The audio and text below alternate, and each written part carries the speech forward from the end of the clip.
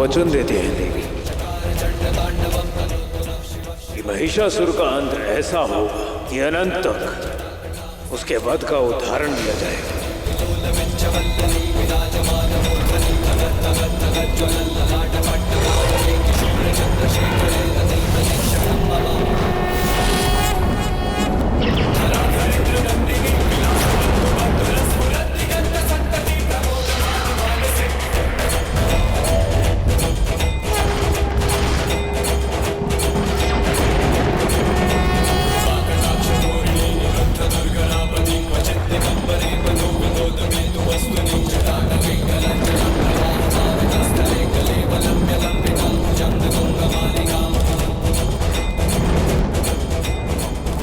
महिषासुर, तेरा अंत आ रहा है।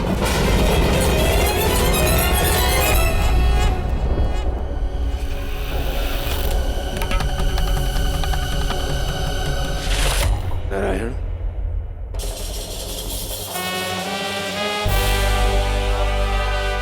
जो स्वयं सर्वज्ञ है, भला उनसे क्या छिप सकता है? लीलाधारी की लीला ही नहीं, अभी तो उनके मन के विचार भी हम जानते हैं। हमें ज्ञात है कि आप हमसे पूर्व यहाँ क्यों आए। हमें यह भी ज्ञात है कि महिषासुर का वध केवल एक स्त्री कर सकती है, परंतु हमने देवी पार्वती को वचन दिया कि उनके अपमान का दंड हम महिषासुर को अवश्य देंगे। महिषासुर ने देवी पार्वती का अपमान कर समस्त स्त्री जाति का अपमान करने का अपराध किया है। महादेव, एक बालक अपने जन्म से ही अपने माता पिता की गोद में ही समय व्यतीत करता है, क्योंकि उसे उस गोद में प्रेम और स्नेह के साथ साथ विश्राम भी मिलता है और सुरक्षा भी। किंतु एक समय आने पर उसके माता पिता इस पर विराम लगा देते हैं और वो बालक अपने बल से अपना प्रथम कदम लेता है। महादेव, देवी पार्वती भी वही बालक है।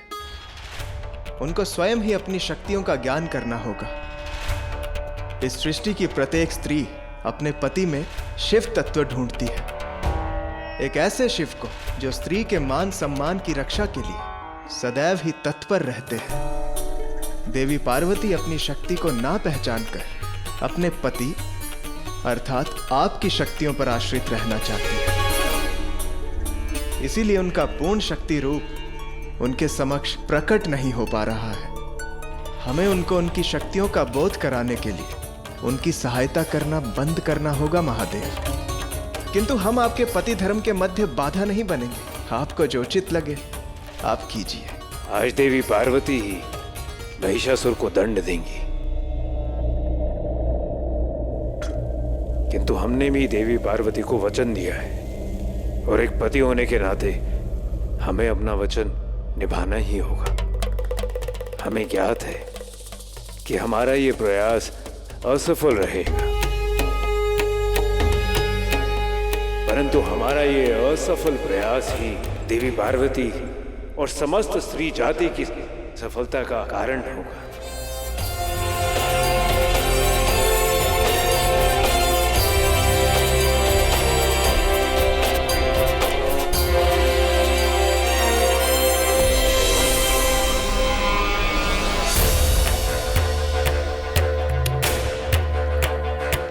हर वस्तु उचित स्थान पर होनी चाहिए।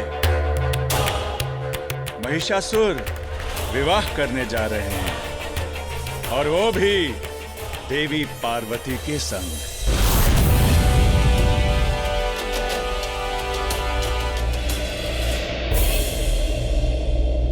आप ही की प्रतीक्षा थी। पधारिए महादेव, पधारिए। स्वागत है आपका। आना तो आपको था ही।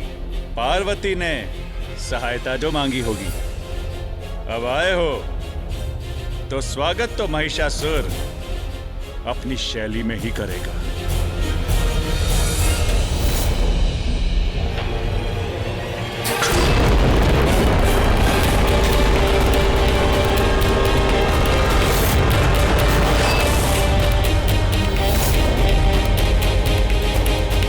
पार्वती पर कुदृष्टि डालकर तुमने स्वयं की मृत्यु को आमंत्रित किया है। मृत्यु को किसने आमंत्रित किया है, इसका निर्णय शीघ्र हो जाएगा।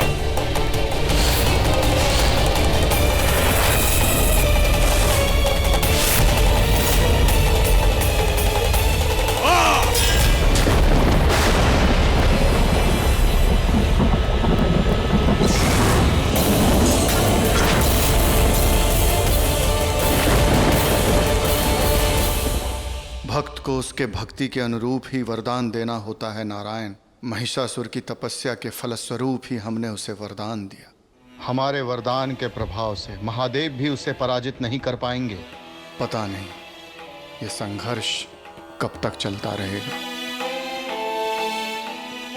संघर्ष में संहार और हर्ष छुपे होते हैं ब्रह्मदेव।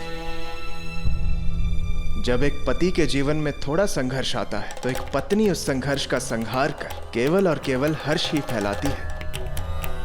और जो वरदान आपने महिषासुर को दिया है ना ब्रह्मदेव, महादेव उससे भली भांति परिचित है। वे तो इस क्षण एक पतवार की भांति अपना कार्य कर रहे हैं। अर्थात प्रभु? पति और पत्नी का संबंध एक नाव और पतवार की भांति होता है इंद्रदेव। नाव आगे बढ़े, इसके लिए पतवार का पीछे जाना आवश्यक होता है। और अब तो महादेव की पराजय में ही देवी पार्वती की जय निहित है, और इस बात से वह भली भांति परिचित है।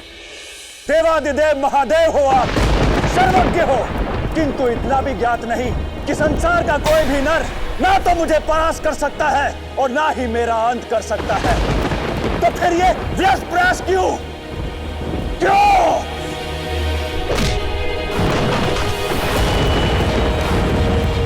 हमारा तुमसे युद्ध करना तुम्हारी आयु की अवधि बढ़ा रहा है। अपने सबसे शक्तिशाली अस्त्र से प्रहार करो और आनंदित हो लो, क्योंकि तुम्हारा वध करने वाली शक्ति शीघ्र ही तुम्हारे समक्ष होगी। त्रि और शक्ति,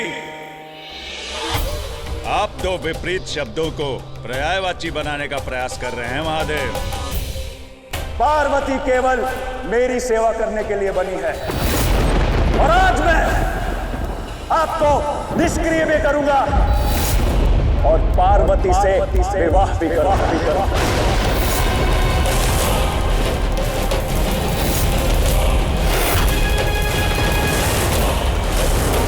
ब्रह्मदेव, आज आपके दिए वर की प्रतिष्ठा रखने के लिए हमें आपके भक्त से पराजित होना पड़ रहा है।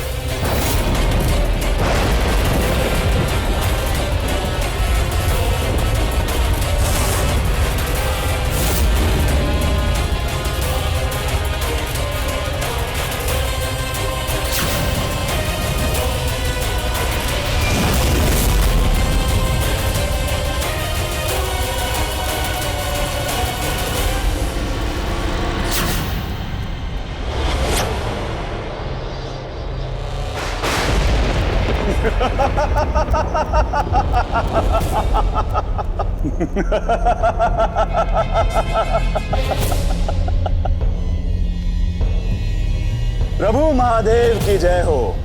प्रभु आप पत्थर के ही अच्छे दिखते हैं। आज साक्षात भगवान को साक्षी मानकर ये महिषासुर पार्वती से अपना विवाह संपन्न करेगा।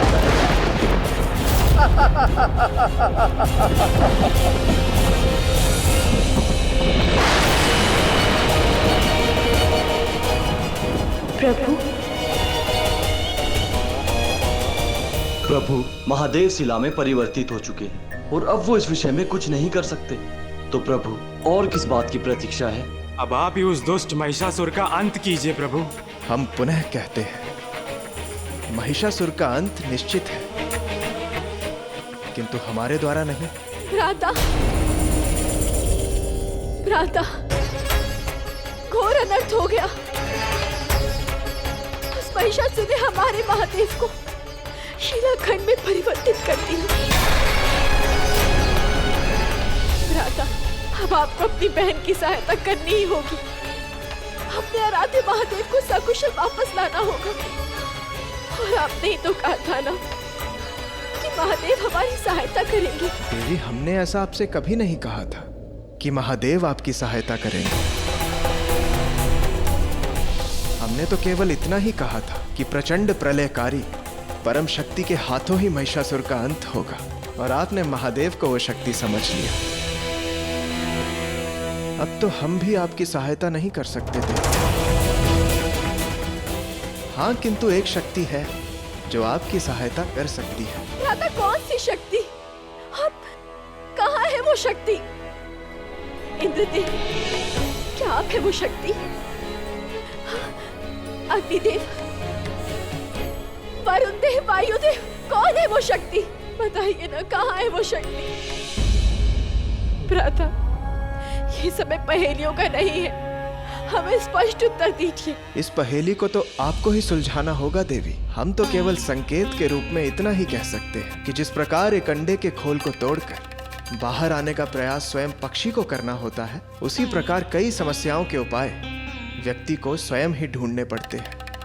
भ्राता, आपकी लीला आप ही जाने, किंतु हम उस शक्ति को ढूंढ कर ही रहेंगे जो उस दुष्ट महिषासुर का वध करेगी।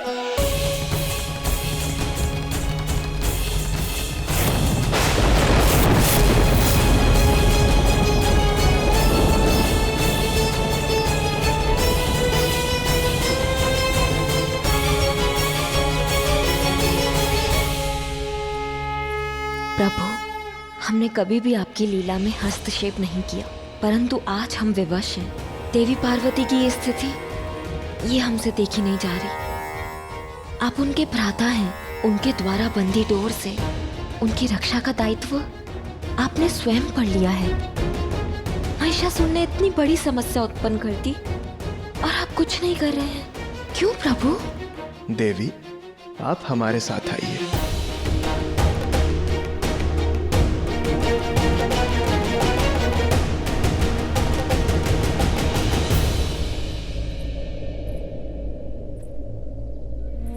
इसे जानती हैं प्रिय? हाँ प्रिय, ये तो कस्तूरी मृग है। ये मृग अपना पूरा जीवन कस्तूरी की सुगंध का अनुसरण करता है, किंतु वे ये नहीं जानता कि इस सुगंध का स्रोत स्वयं उसी की नाभि में स्थित है। जो सुगंध उसके शरीर में है, जिसका स्वामी वो स्वयं है, अज्ञानवश वो उसे चारों दिशाओं में ढूंढता रहता है। हमने देवी पार्वती की रक्षा का वचन अवश्य दिया था, किंतु इसका अर्थ ये नहीं कि वो अपने आत्मरक्षा के गुण को विस्मृत ही करते। एक बहन के भीतर छिपे गुण से उसे परिचित करवाना, ये भी तो एक भाई द्वारा की हुई रक्षा का ही रूप होता है ना। देवी पार्वती जिस शक्ति को चारों दिशाओं में ढूंढ रही है, वे तो स्वयं उनके भीतर ही स्थित है। वे शक्ति की देवी और उन्हें किसी की भी सहायता की कोई आवश्यकता नहीं।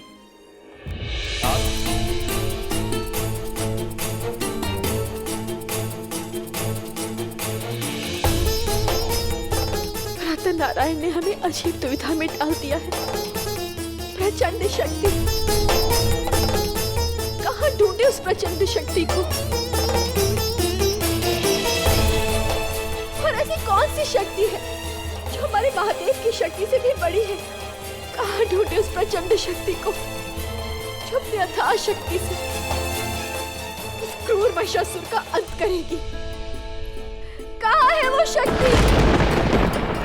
क्या इस संसार में ऐसा कोई भी नहीं जो इस अबला असहाय नारी की सहायता के लिए समक्ष आ सके? कोई भी नहीं।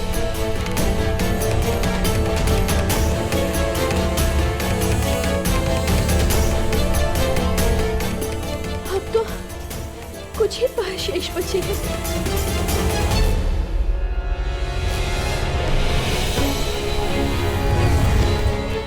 महादेव,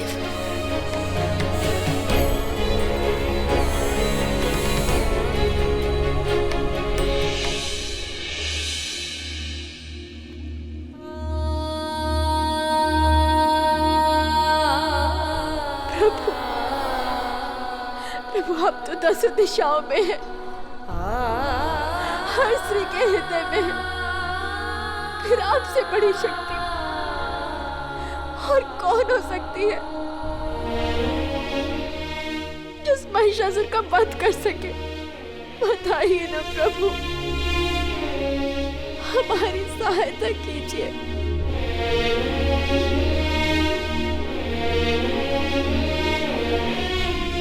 हमारे पास आपकी जितनी शक्ति नहीं है प्रभु कि हम एक क्षण में तीनों लोग को भस्म कर दे, आपको पूर्णतः समाप्त कर दे। नहीं है हमारे पास शक्ति। अब किससे सहायता मांगे? कौन है इस दुनिया में जो हमारी सहायता करेगा? कौन है?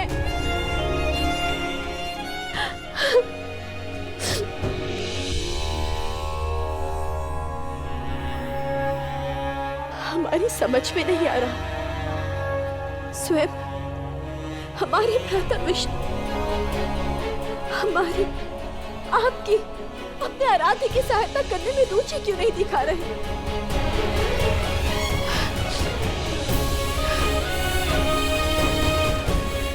अब हम और सहन नहीं कर सकते, कतई नहीं। भ्राता नारायण, नारायण।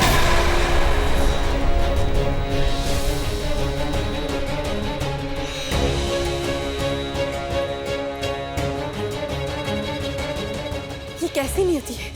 जो नारी सबकी सहायता के लिए सदैव तत्पर रहती है, आज स्वयं की सहायता के लिए इस संसार का मुख देख रही है। यदि स्वजन ही मुख मोड़ ले तो कोई व्यक्ति किसी से क्या आशा रखे? देवादिदेव महादेव की अर्धांगिनी स्वयं चारों दिशाओं में घूमकर सहायता के लिए विनती कर रही है और कोई समझ नहीं आ रहा। कैसी विचित्र विडंबना है ये! आप सभी सुन लीजिए, हमें आप सबकी सहायता की कोई आवश्यकता नहीं है। न आपकी, न देवगढ़ की, और न देवराज की, और न ही उस परम शक्ति की।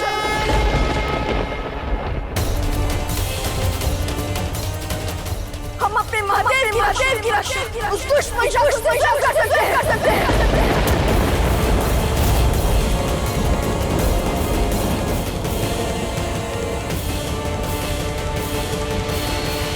किंतु आपको उस परम शक्ति की साक्षात्कार होने जा रहा है देवी।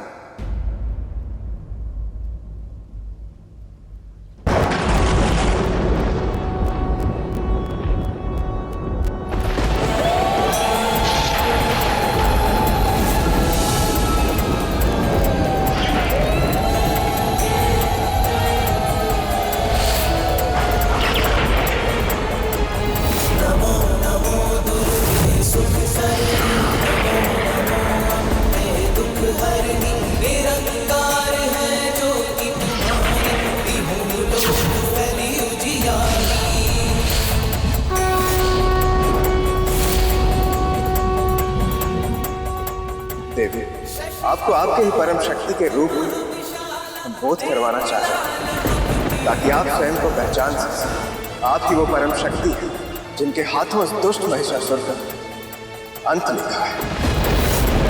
अब समय आ गया है कि आप दुर्गा रूप धारण कर उस कपटी और दुष्ट महिषासुर का वध करें।